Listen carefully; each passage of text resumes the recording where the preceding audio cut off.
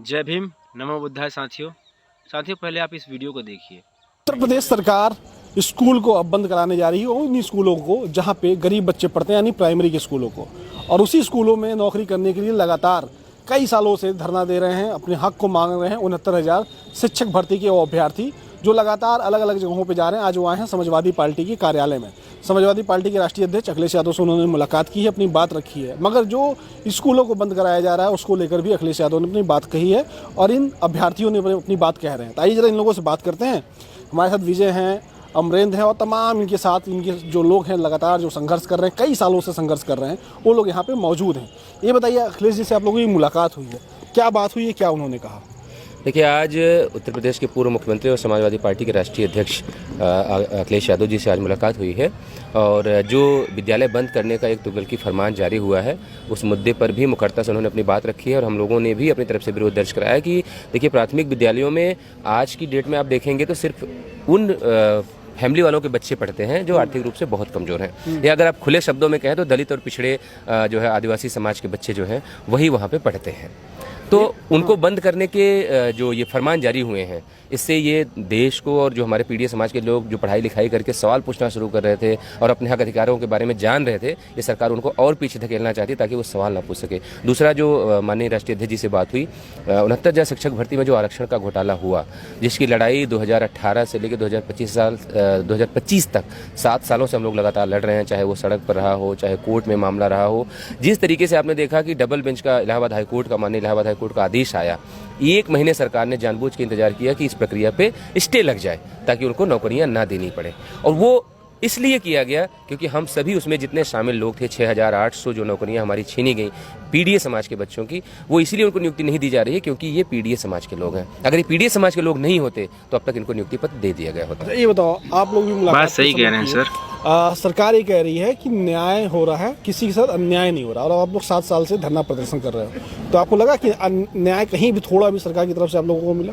हाँ, न्याय तो हो रहा है। ठाकुर की सरकार है, जनरल की सरकार है, लगातार पीडीए के लोग पीटे जा रहे हैं, हमारी बहनों को कपड़े फाड़े गए, हम लोगों को लठियाया गया, जेल भेजा गया, हमें हमारे हक अधिकार से वंचित किया गया, नौकरी से वंचित किया गया। तो बताइए, लगातार तो हो ही रहा है ना। जो समझ के मुख्यमंत्री बनाए गए, जातिगत रूप से मुख्यमंत्री बनाए गए थे, तो उनका तो काम हो ही रहा है ना। और योगी आदित्यनाथ को तो इसीलिए लाया गया था ना कि मंदिर को बढ़ाना है, मठ को बढ़ाना है, धर्मों में उलझाना है, तो वो अपना काम कर रहे हैं ना, वो तो जीत ही रहे हैं। यहाँ समस्या हम लोगों के साथ है कि हम पिछड़े दलित कहाँ जाएं? क्या उत्तर प्रदेश में पिछड़े दलितों का रहना अब मुमकिन नहीं है क्या? बताइए, जब हमारी भर्तियां होती है तो आरक्षण छीन लिया जाता है, हमारे लोगों को आईएएस बनाना होता है तो पीछे से बैकडोर से उनके आईएएस बना दिए जाते हैं, हमारे लोगों को जब उनका हक अधिकार देने की बात होती है तो दौड़ा के सड़कों पर पीटा जाता है, और जब देने की बात होती है बता देते हैं कि दूसरे पार्टी के लोग हैं, यादव हैं, मुस्लिम हैं, फलाने हैं, हाँ, ये बता दिया जाता है। तो अब हम लोग समझ गए हैं कि हम लोग कोई नहीं है, हम लोग कोई जाति नहीं, हम लोग पिछड़ा दलित अल्पसंख्यक हैं, हम लोग पीडीए हैं, हम लोग परेशान हैं, हम लोग अपनी लड़ाई को स्वयं लड़ेंगे। आज माननीय अखिलेश जी से हम लोगों ने कहा, उन्होंने भी वादा किया कि अगर मेरी सरकार बनेगी तो 5 पैसे की स्याही से आपका काम हो जाएगा। उस पर हम नहीं जाते हैं, हम लोग काम ये करेंगे कि ये सरकार कैसे जाएगी। हमने 10 साल सरकार का लॉलीपॉप लिया है, 10 साल, ये दूसरी पंचवर्षीय चल रही है और हमने उसी सरकार से मांगा। हम लोग उनके कोई मंत्री नहीं होंगे जिनके यहाँ देखिए सर, हम लोग डबल इंजन की सरकार, योगी आदित्यनाथ की सरकार, देखिए लेकिन वो सरकार क्या कर रही है। ये लोग दूसरी पार्टियों के लोग हैं। अरे यहाँ हम जाते हैं तो तुम तो हमें लठियाते हो, जेल भिजवाते हो, जातिगत गालियां दिलवाते हो। तो अब हम लोग जानते हैं कि दूसरा विकल्प कौन है, उस विकल्प के साथ हम लोग जाएंगे पूरी मजबूती से। कोई पार्टी के लोग नहीं, हम लोग पिछड़े दलित अल्पसंख्यक, हम लोग मजबूती से, और हमारे 69,000 का जितना संगठन है, हाँ, ये मान लीजिए चाहे जो शिक्षक हो गए हैं, अभी होने हैं, सब लोग मिलकर के सरकार के खिलाफ मुहिम छेड़ेंगे। प्रदेश में एक एक व्यक्ति को बताएंगे कि ये देखिए, मैं पिछड़ा दलित हूँ, इस वजह से हमें नौकरी नहीं मिली, ये हमारी बहन है, पिछड़ी दलित है, इस वजह से इसको लाठी मिली, हमारे भाइयों, हम 2 लोग जेल गए। अब इनके साथ हैं। हाँ, तो आप लोग दिखाइए, तो आप लोग अब समझवादी, हम लोग किसी के साथ नहीं, हम लोग मजबूती से बताएंगे कौन इस समय क्या कर रहा है। हम लोग किसी पार्टी एजेंट नहीं है, हम लोग हर पार्टी के राष्ट्रीय अध्यक्षों से मिलेंगे, बताएंगे जो आपके साथ खड़ा हो रहा है, आप उसके साथ हैं। बिल्कुल, हम उसके साथ खड़े रहेंगे। और हमेशा हम लोकसभा में हम लोगों ने दिखाया, वो भी आप लोग समझ नहीं पा रहे हैं ना। लोकसभा में जितनी मजबूती से हम लोगों ने आवाज उठाई थी, एक एक बूथ पे एक एक कार्यकर्ता को जा करके हम लोगों ने जगाया था कि ये भैया हम कौन हैं, हम पिछड़े दलित हैं, इस वजह से भर्ती से बाहर हैं। अगर शायद जनरल वर्ग के होते तो हम नौकरी में होते, हाँ, या हम जनरल वर्ग होते तो हमारे रिश्तेदार मुख्यमंत्री होते और कहीं से चुपके से कहीं नौकरी दे दी गई होती। आपको क्या लग रहा है कि आपको नौकरी क्यों नहीं मिल पाई, उसके पीछे क्या कारण रहा? ये तो सही हम लोग पिछड़े दलित हैं, इसलिए हमको नौकरी नहीं दी जा रही है। और देखिए दोस्तों, नौकरी ना मिल पाने का सबसे बड़ा मेन कारण यही हम है। लोग संघर्ष कर चुके हैं, अब हमारे पास संसाधन भी नहीं बचा है कि हम कुछ कर सके। और अब सुप्रीम कोर्ट में ले जाकर फंसा दिया गया और सरकार की तो अब ये लगता है मंशा है कि वो हमें नौकरी नहीं देना चाहती है। ये बताओ, 27,000 अगर जो स्कूल बंद हो रहे हैं, अगर वो बंद हो जाएंगे तो आपको क्या उसका असर मिलेगा? आपको क्या दिक्कत होगी उससे? देखिए, अगर 27,000 विद्यालय बंद हो जाएंगे, सबसे पहला इफेक्ट जो पड़ेगा वो पीडीए समाज पर पड़ेगा। क्योंकि उस विद्यालय में, बेसिक विद्यालय में आज जो बच्चे पढ़ रहे हैं वो अक्सर मैक्सिमम 99% पीडीए समाज के बच्चे जाते हैं। उनको शिक्षा से, या पीडीए समाज के बच्चों को शिक्षा से दूर करने का एक तरीका है भाजपा का। और रही 69,000 की बात, 69,000 में हम लोग भुक्तभोगी हैं, पीडीए के हैं, इसलिए आज शिक्षा से दूर हैं, आज विद्यालय से दूर हैं। ये सरकार 7 साल से हम लोगों को लालीपाप दे रही है।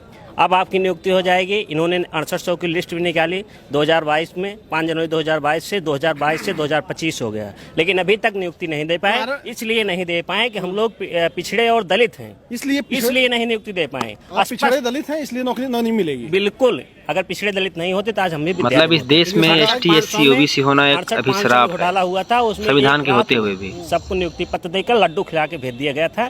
और हमारे साथ लिस्ट देने के बाद 3 साल तक अभी तक नियुक्ति नहीं मिला। इसलिए नहीं मिला कि हम लोग गरीब परिवार से हैं, असहाय परिवार से हैं, पिछड़े दलित हैं। लेकिन सरकार तो करिए राम राज्य है, सबका साथ सबका विकास। कहाँ राम राज्य भैया? राम राज्य कहने के लिए है ना। राम राज्य असलियत देखा हुआ, 650 दिन हम लोग इको गार्डन में आंदोलन किए, वो राम राज्य किसी को नहीं दिखा।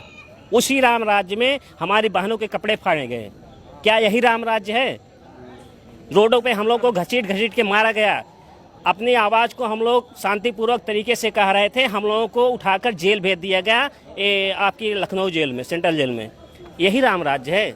अपने हक की आवाज़ को उठाना यही राम राज्य है? उसके लिए आपको दंडित किया जाएगा, उसके लिए आपको जेल भेजा जाएगा, क्या यही राम राज्य है? अगर यही राम राज्य है तो हमें ऐसा राम राज्य नहीं चाहिए। क्या कह रहे हो आप? आपका क्या कहना है इस पे? नहीं, हमारा यही कहना है कि एक तरीके से कहा जाए तो शिक्षा में अकाल जैसा जो है इस सरकार में पड़ गया है। और अब इसको, जिसे कहते नहीं कि जब ज़मीन में अकाल पड़ता है तो पानी की बूंद की भी जो है आदमी इंतजार करता है, तो हम लोग भी उसी अकाल के मतलब मारे हैं। और आज हम लोग आए थे माननीय राष्ट्रीय अध्यक्ष जी के पास, और हम लोग पहले भी कई बार मिले हैं, अपनी पीड़ा इनसे कही है। 69,000 शिक्षक भर्ती के हम लोग वो अभ्यर्थी हैं जो आरक्षण घोटाले के शिकार हुए हैं। और ये अभी आपने पूछा था हमारे साथी से कि पीडीए हैं, इसी वजह से आपको नौकरी नहीं मिल रही है। ये बात देखो, इसके कई सारे मतलब कारण निकल के आ रहे हैं। इस लिस्ट में केवल और केवल कोई है तो पिछड़े दलित हैं। और इससे पहले जो लिस्ट आई थी 68,500 की भर्ती में, उसमें जनरल वर्ग के साथ थोड़ा सा जो है रह गए थे बच्चे, उनको तुरंत रातों रात जो है नियुक्ति दे दी गई। रही बात कैसे हम लोगों को मतलब ये समझ में आता कि हाँ हम पिछड़े ही हैं, जब हम अधिकारियों के पास मिलने जाते हैं, इनके सजाती अधिकारियों के साथ मिलने जाते हैं, उनके पास मिलने जाते हैं, नाम नहीं लेंगे, सबको पता है बेसिक में जो अधिकारी हैं। अभी कुछ दिन पहले आपने देखा था जो मंत्री जी हैं हमारे बेसिक शिक्षा मंत्री, उनके सामने किस तरीके से टांगों में टांगे चढ़ा के बैठे हुए थे अधिकारी। तो आप उससे समझ पाते हैं कि कैसे जो है किस तरीके से उनके वर्ग के जो अधिकारी हैं वो पिछड़े दलित मंत्रियों के साथ अपनी कैसी रौब दिखाते हैं, या मंत्री जी की कैसी बात मानते होंगे, नहीं मानते होंगे। और मेरी बात एक और रह गई है, जैसे हम लोग जाते हैं जब मंत्री जी के उनके अधिकारियों के पास, वो हम लोग को जातिगत रूप से एकदम कटाक्ष मारते हैं। अरे तुम लोग तो इसमें यादव भरे पड़े हो, उस लिस्ट में डाल लेते हैं उसमें एक्सेल में कि यादव कितने हैं, तो इसमें निकल आता है 2700 यादव हैं, तो कह देते हैं कि भाई ये लिस्ट तो यादव की है, यादव ही मतलब इसमें, वो अलग तरीके से कहते हैं, जातिगत गालियां देते हैं। और वो अधिकारियों के पास जाते हैं, हाँ। जो वहाँ के अधिकारी हैं, सरकार के अधिकारी हैं, वो जातिगत गालियां देते हैं। और क्या, गाली ही तो है। जब आप किसी आपका कोई अभ्यर्थी जो है पीड़ित है, आपके सामने कोई समस्या लेके आ रहा है, तो भाई उसकी समस्या का निराकरण करिए, समस्या की बात करिए। उससे आप जातिगत रूप से आप भाई फलाने हैं, ढमकाने हैं, आप किसको वोट दिए हैं, आपने वोट जिसको दिया उससे आप मांगिए जाके। भाई यदि वोट नहीं दी गई होती है, पिछड़ा दलित समाज वोट ना दिया होता, आपको लगता है सरकार बन गई होती?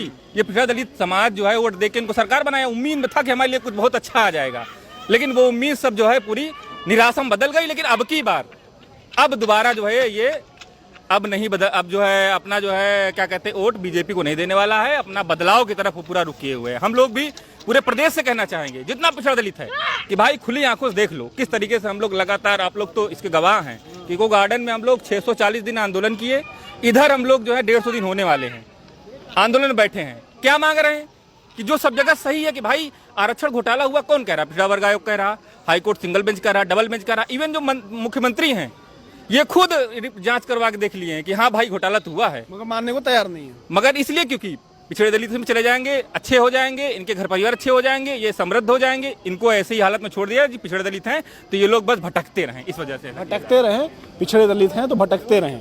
आपने सुना कितना दर्द है इन युवाओं में जो अपना हक की मांग कर रहे हैं, जो अपनी हक की लड़ाई लड़ रहे हैं। सरकार उनको उनका हक भी देने को तैयार नहीं है।